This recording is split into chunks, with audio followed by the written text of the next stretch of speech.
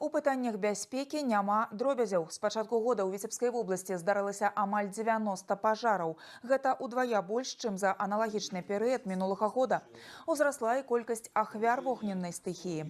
Прафілактыку гібелі людзей ад знешніх прычын абмеркавалі на пасяджэнні камісіі пад кіраўніцтвам намесніка старшыні Віцебскага аблвыканкама Вячаслава Дурнова. У онлайн-фармаце далучыліся раёны. Сярод ключавых пытанняў эфектыўнасць работы назіральных камісій і суб'ектаў прафілактыкі.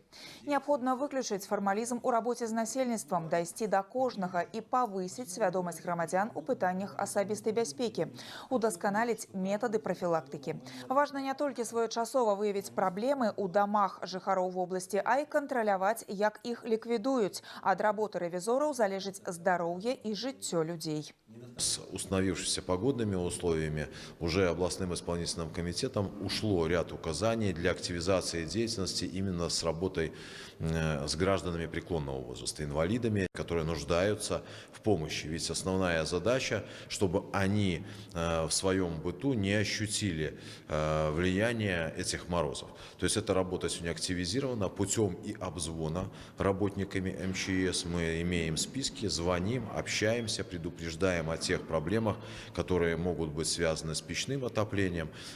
Также фиксируем травмирование граждан преклонного возраста, которые пытаются обогреваться лучистой энергией, открывая топливник печи, одежда загорается, и они травмируются и попадают в больницу. То есть акцент сделан именно в целом на жизнеобеспеченность уязвимых категорий граждан.